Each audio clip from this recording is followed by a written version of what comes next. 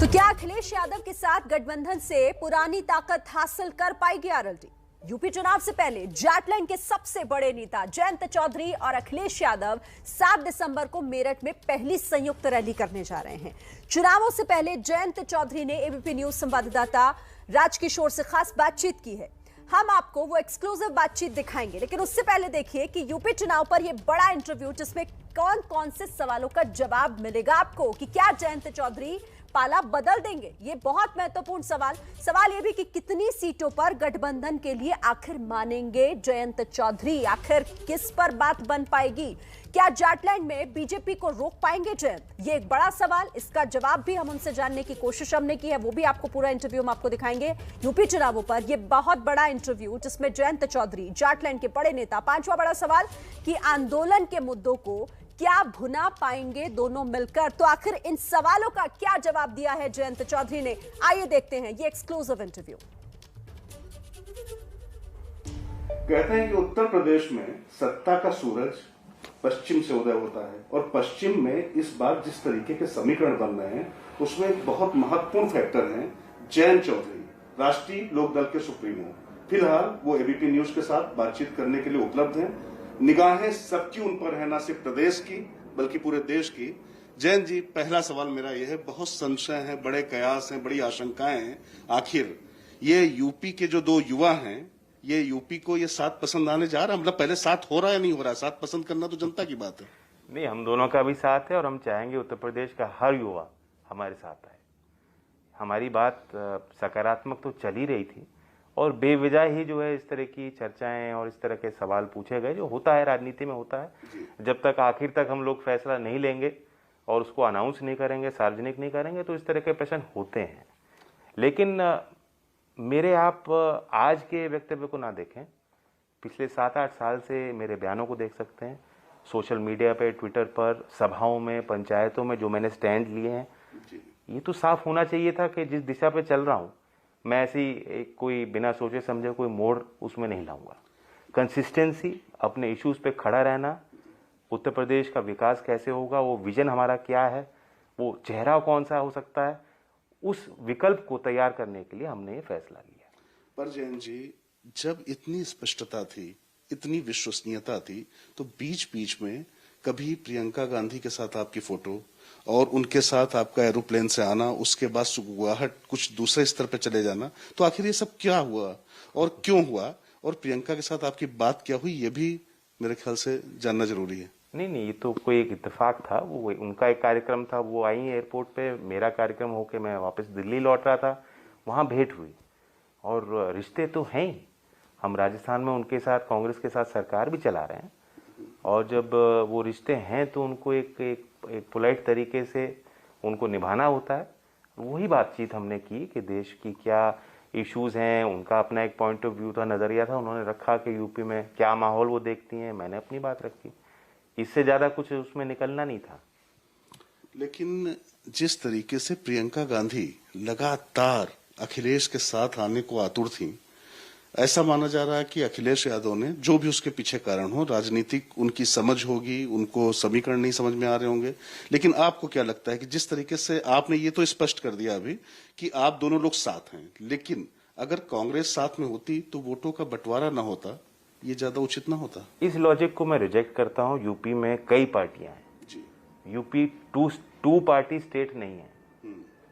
अलग अलग क्षेत्रों में अलग अलग राजनीतिक एक समीकरण है और लोगों के बीच ग्रास रूट ऑर्गेनाइजेशंस हैं, पार्टियां हैं, छोटी छोटी पार्टियां हैं, और इसलिए ये कह देना कि सिर्फ 2 में चुनाव है, ध्रुवीकरण होगा, इसमें वोटों का बंटवारा ना हो, ये बड़ा एक सिंपलिस्टिक सा एनालिसिस है।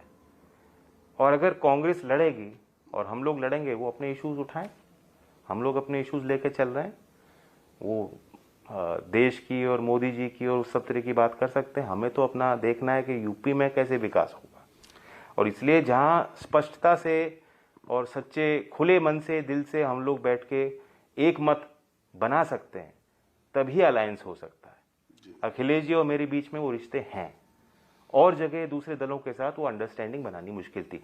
तो इसलिए ये एक सिंपल मैथ नहीं होता कि 1+1 = 2। वर्करों में भी आपस में एक तालमेल होना चाहिए, जमीन पे कोऑर्डिनेशन होना चाहिए, जमीन पे उनका प्रेजेंस, प्रभाव क्या है उस पार्टी का जिसके साथ आप गठबंधन करना चाहते हैं, वो क्या चीज कंट्रीब्यूट कर पाएंगे, क्या उनकी वोट ट्रांसफरेबल है, वो तब्दील भी होगी कि नहीं होगी। और पिछले लोकसभा चुनाव के अनुभव का आपने देखा जब हमने अलायंस किया था, तो पेपर पे तो बहुत शानदार था लेकिन कुछ चीजें तब्दील नहीं हो पाई। तो ये माना जाए कि जो पिछले लोकसभा चुनाव के जो नतीजे थे उसका भी एक सबक है। निरंतर हमें सीखना पड़ता है। राजनीति में किसी भी नेता धुरंधर कितना बड़ा हो, वो इतनी समझ नहीं रखता जितना एक आम मतदाता रख सकता है। और जो उनके निर्णय होते हैं चुनाव के, उससे हमेशा ही सीखने को मिलता है। आप बिल्कुल सटीक बात कह रहे हैं कि पिछले जो चुनावी नतीजे थे हमने उसका विश्लेषण भी किया है और उससे सीखकर उससे आगे बढ़ने की हमारी कोशिश है। पर जैन जी, एक बात बार बार जो बात आप कह रहे हैं कि आपके बयानों में निरंतरता है, मुद्दों में भी निरंतरता है, लेकिन ये जो गठबंधन को लेकर कयास लगे, इसी बीच एक खबर आती है कि आपकी देश के गृह मंत्री और बीजेपी के इस समय बड़े रणनीतिकार कहे जाते हैं अमित शाह, उनसे मुलाकात हुई। इसमें कितनी सच्चाई है, इस पे कुछ बोलना चाहेंगे? अब मेरी फोन बुक आप देख लीजिए, मेरे पास तो नंबर भी नहीं है। मतलब आपकी बातचीत नहीं हुई उनसे? कोई नहीं। तो ये जो बातें चल रही थी कि आप बीजेपी के भी संपर्क में, क्योंकि ये सवाल इसलिए भी थोड़ा पूछना पड़ रहा है क्योंकि जो आपका आरएलडी का जो एक समीकरण रहा है, जब आरएलडी और बीजेपी साथ में है तो बहुत लीथल कॉम्बिनेशन रहा है। जो वोटों के ट्रांसफर की जो बात आपने कही वो बहुत बेहतरीन होता रहा। तो कहीं एक विचार आया तो नहीं है ऐसा? नहीं, लेकिन अब बीजेपी अकेले भी बड़ी लीथल कॉम्बिनेशन बना चुकी है जी, जिससे हमें लड़ना है जी। आज वो कैराना पलायन और दंगा और इस तरह की जो भाषा बोल रहे हैं, मुझे तो नहीं लगता कि उत्तर प्रदेश का मतदाता, कोई भी अच्छा युवा बुद्धिजीवी उन बातों को पसंद कर रहा है। ये चुनाव जिन्ना और पाकिस्तान के मुद्दों पे नहीं लड़ा जाएगा, तालिबान के मुद्दे पे नहीं लड़ा जाएगा। आप किसी गुंडे के छाती पे बुलडोजर चढ़ा दूंगा, इस तरह के बयानबाजी के मुख्यमंत्री अगर करते हैं और सोचते हैं कि बहुत भारी जन सैलाब उनके साथ खड़ा हो जाएगा, ऐसा नहीं है। सिविल सोसाइटी भी देख रही है, गाँव में पल रहे लोग भी देख रहे हैं। और इसलिए मैं समझता हूं कि हमें जब उस ताकत के खिलाफ लड़ना है तो दृढ़ निश्चय के साथ, और इसमें यह नहीं सोचना कि मुझे क्या मिल रहा है, उसको क्या मिल रहा है। गठबंधन होता है बड़े दिल से ही हो पाता है और हमने वही किया है। तो गठबंधन में मैं सीधा पूछूं, गठबंधन में हर पार्टी का अपना एक दायरा होता है और उसकी इच्छा होती है उस दायरे को बढ़ाया जाए। तो इस बार कितनी सीटों पे जयंत चौधरी हैंडपंप से प्रत्याशी लड़ाने जा रहे हैं? 403 सीटों पे गठबंधन लड़ेगा जी, मजबूती से लड़ेगा जी। कहीं हमारा सिंबल होगा, कहीं उनका सिंबल होगा, कहीं दूसरी पार्टियां साथ आ रही उनका सिंबल होगा। सम्मान सबका किया जाए। सीटों को लेकर जो बातचीत थी वो हो चुकी है आपकी? हमारी अंडरस्टैंडिंग हो चुकी है, काफी हद तक सारी चीज तय हो गई है। और अभी भी हम देखेंगे चुनाव के आखिरी पल तक जी, कौन हमारे कार्यकर्ता ऐसे हैं जो जमीन पे काम कर रहे हैं, मेहनत कर रहे हैं।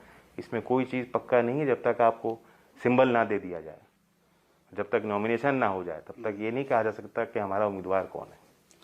तो इसलिए हम लोग बहुत बारीकी से इन चीज़ों को देख रहे हैं। बूथ लेवल पे हमारी तैयारियां हैं, बूथ लेवल पे हम अपने कार्यकर्ताओं को भी प्रशिक्षित कर रहे हैं और बड़ी बड़ी सभाएं भी कर रहे हैं। ये आपने बहुत बड़ी बात कही कि आखिरी समय तक, बिल्कुल आखिरी समय तक गेंद देखी जाएगी, फिर तय किया जाएगा कि उसको किस तरीके से खेलना है। लेकिन कार्यकर्ताओं के बीच में ये जो मैसेज है, इससे कहीं असमंजस तो नहीं होगा कि देखिए अभी तक क्लैरिटी नहीं है, क्योंकि लगातार इस गठबंधन को लेकर इस तरीके की बातें होती रही हैं। ये लेकिन पॉलिटिक्स की एक मजबूरी बन गई है जी, और इसका एक अच्छा परिणाम ये भी होगा कि किसी भी हमारे उम्मीदवार पे ये नहीं होगा आरोप कि आपने बहुत बेफिजूल का खर्चा किया। आखिरकार चुनाव मुद्दों पे होना चाहिए जी, पार्टी के विजन पे होना चाहिए। और ठीक है, कैंडिडेट भी इंपॉर्टेंट होता है, लेकिन कैंडिडेट के विषय पे जब हम लोग कह चुके हैं कि हम अच्छे साफ छवि वाले लोगों को ही हम लड़ाएंगे, तो फिर क्या बात रह जाती है। तो 7 तारीख को क्या होगा, क्या करने जा रहे हैं आप लोग? हमारे यहाँ जो लोगों का मिजाज रहा हमेशा से, बड़ी बड़ी पंचायत होती हैं, उसी में सार्वजनिक चर्चा होती है, फैसले होते हैं जी। तो उसी अंदाज से हम एक परिवर्तन संदेश रैली है, अखिलेश जी आएंगे, समाजवादी पार्टी के नेता आएंगे, हमारे लोग रहेंगे और उनके बीच एक पहला कार्यक्रम, जो साझा कार्यक्रम हम करने जा रहे हैं। तो यूपी का क्या हमारा विजन है उस पर हम बात रखेंगे। क्योंकि मुजफ्फरनगर में जब उन्होंने रैली की, उस समय मुजफ्फरनगर जो कि आरएलडी का गढ़ है, जो जयंत चौधरी का गढ़ है, वहां पर वो मंच पे नहीं थे। उसके बाद तमाम बातें उठ गई। इसलिए ये सब चीजें यहाँ पर समाप्त हो जाएंगी, इतना सुनिश्चित हो जाएगा, दृढ़ हो जाएगा? नहीं, उस समय हमने संयुक्त कार्यक्रम करने का फैसला ही नहीं लिया था। हम लोग अपने कार्यक्रम कर रहे थे, वो अपने कार्यक्रम कर रहे थे, और इसके बाद भी वे अपने कार्यक्रम करेंगे, हम भी अपने कार्यक्रम करेंगे। हर स्तर पे हम लोगों के बीच अपना संदेश लेके जाएंगे। आप कह रहे हैं कि ये दो दलीय व्यवस्था नहीं है, कि सीधा मुकाबला नहीं है, तो आपको क्या लगता है कि इस समय बीजेपी की जो योगी आदित्यनाथ की सरकार है उसके सामने, मतलब आप तो एक गठबंधन लगभग सुनिश्चित है, 7 तारीख को हम लोग मानकर चल रहे हैं, जैसा आप भी संकेत दे रहे हैं कि वहां पर पूरी तरीके से सारे बादल कुहासे सब छट जाएंगे, लेकिन क्या ये दो तरफा मुकाबला, ये दो ध्रुवी मुकाबला नहीं होगा? इसमें और भी प्लेयर्स होंगे? नहीं, मैं अपनी बात स्पष्ट कर देता हूँ, क्योंकि उसके कई मायने और मतलब निकाले जाते हैं, इसीलिए मैंने कहा स्पष्ट हो जाए। बहुत अच्छा सवाल है जी। लड़ाई दो में है जी। पार्टियां अनेक हैं। ओके। मेरे कहने का मतलब यही है कि मैदान में कई पार्टियां रहेंगी। ये जो सवाल है कि सबको साथ ले लो, ये संभव नहीं हो पाता। वो कॉम्बिनेशन असरदार नहीं बन पाता जी। आपस में, वो तालमेल नहीं बन पाता, मेल नहीं बन पाता। जिनमें तालमेल बन सकता है, जो लंबे समय तक साथ रह सकते हैं, जो स्थायी गठबंधन लेके जनता के बीच विकल्प पेश कर सकते हैं असरदार, उस गठबंधन में हमने काम किया और बनाया है। लड़ाई तो दो में ही रहनी है। मैं एक बात और, बहुत महत्वपूर्ण सवाल है, क्योंकि 2014 से जो उत्तर प्रदेश में चुनाव हुए हैं, ऐसा लगता है कि वो उत्तर प्रदेश ही नहीं है जो एक समय सामाजिक क्रांति, कभी मंडल कमंडल, इन सब पे बहुत बातें हो चुकी। मैं बहुत अतीत में नहीं जाना चाहता क्योंकि पानी बहुत बह चुका है, लेकिन अब 2014 के बाद से बिल्कुल एक जैसे मोदी लहर चलती है और सारे दल, मतलब आरएलडी अपने गढ़ में अपने आप को अकेला महसूस करती है। तो तब में और अब में अब क्या अंतर आ गया है? आपको लगता है कि कुछ चीजें बदली हैं, और वो कौन से कारक हैं जो आपके पक्ष में जा रहे हैं? एक तो पॉजिटिव प्रोग्राम जो हमने चलाए जी। हमने भाईचारा जिंदाबाद का कार्यक्रम चलाया, और कार्यक्रम का नाम ही भाईचारा जिंदाबाद था। जी। तो आप समझ सकते हैं किस उद्देश्य से वो कार्यक्रम किया गया। हर जाति को उसमें निमंत्रण दिया गया, हिंदू मुस्लिम, एक समावेशी एक समाज होना चाहिए आपस में, जो एक विश्वास होना चाहिए, उसे कायम रखने के लिए हमने कोशिश की। जी। उसका एक डीप इम्पैक्ट है। हमने बहुजन उदय अभियान अभी चला रहे हैं हम लोग, जब हर रविवार में हमारे कार्यकर्ता जो वंचित समाज है उनके बीच, उनकी बस्तियों में उनके साथ बैठकर उनकी समस्याओं को समझने की कोशिश कर रहे हैं, उन्हें संगठित करने का काम कर रहे हैं। तो ये इस तरह के प्रोग्रामिंग हमने करी है। और साथ साथ जो हमने घोषणा पत्र जो राष्ट्रीय लोकदल ने तैयार किया, इश्यूज को फ्रेम किया कि हमारे मुद्दे क्या हैं, हमारे संकल्प, हमारे निश्चय क्या है, उनको लेकर हम जो हमारा कम्युनिकेशन है वो बहुत प्रभावी रहा। किसान आंदोलन का आपने प्रभाव देखा इस पूरे क्षेत्र में, जिस तरह से यहाँ का हर किसान, कोई भी उसकी जाति रही हो, धर्म रहा हो, वो खड़ा उठा, उसने विरोध किया, वो साथ आया, उसे महसूस हुआ, उसे चोट लगी कि लोकदल के कमजोर होने पे हम कमजोर हो गए। ये आज उन्हें एहसास है, इससे हमें बल मिला है। और जो बीजेपी की नीतियों का जो विरोध, वो भी एक बड़ा इशू है। जो उनकी वादा खिलाफी है जी। गन्ने का पेमेंट 14 दिन में नहीं हो रहा, अभी भी हजारों करोड़ का बकाया है।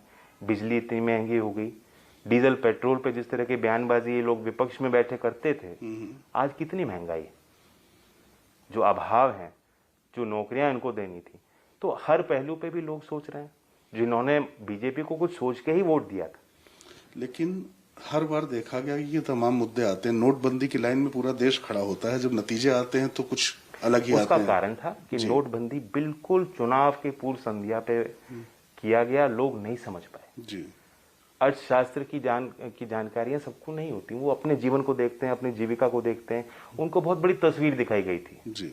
15 लाख खाते में आ जाएंगे, उस वादे से उस चीज को जोड़ा गया कि गरीब और अमीर के बीच में जो खाई है उसे पाटने की कोशिश है, भ्रष्टाचार को मिटाने की कोशिश है।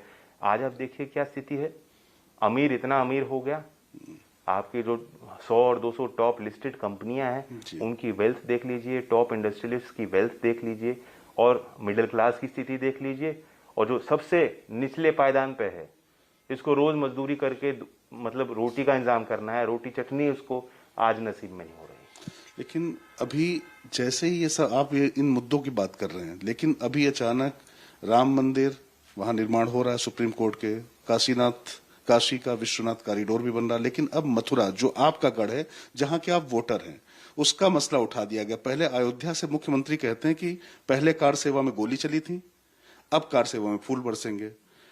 उप मुख्यमंत्री उसके बाद कहते हैं कि अब मथुरा की बारी। ये सब चीजें जो हो रही हैं, इसका क्या मतलब निकाला जाए? आप देखिए, ऐसी सरकार जिसके एजेंडा पे शिक्षा ना हो, जो अभी आप देखा लखनऊ में कोई अपने मांग लेके कोई आता है, पहुंचता है, उस पर लाठी चलाई जाती है। अभी शिक्षकों पे लाठी चलाई गई।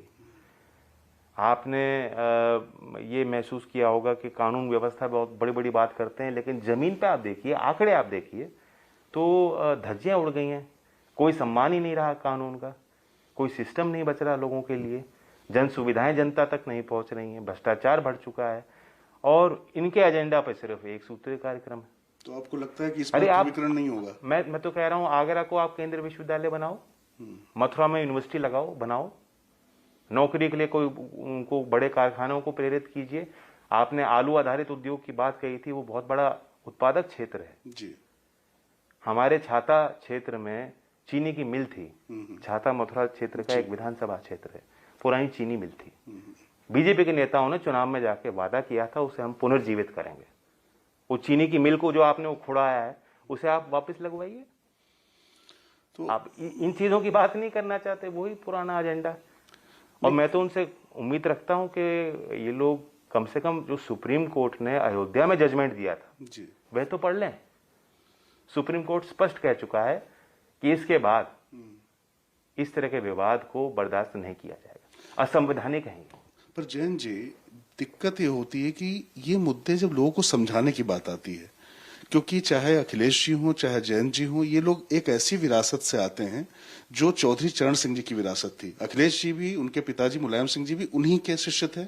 आपके दादाजी, स्वाभाविक रूप से बताने की जरूरत नहीं है, लेकिन वो जो जमीन पर रहकर संघर्ष करते थे, लोगों तक बात पहुंचा देते थे।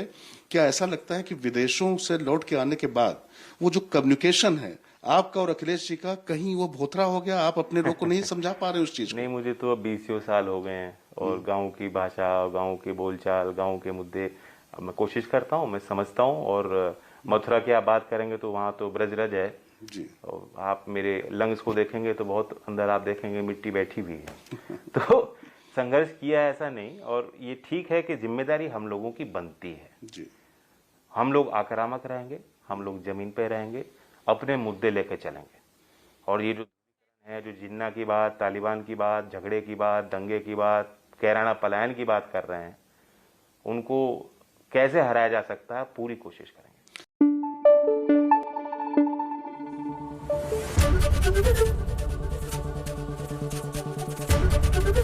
एबीपी न्यूज आपको रखे आगे।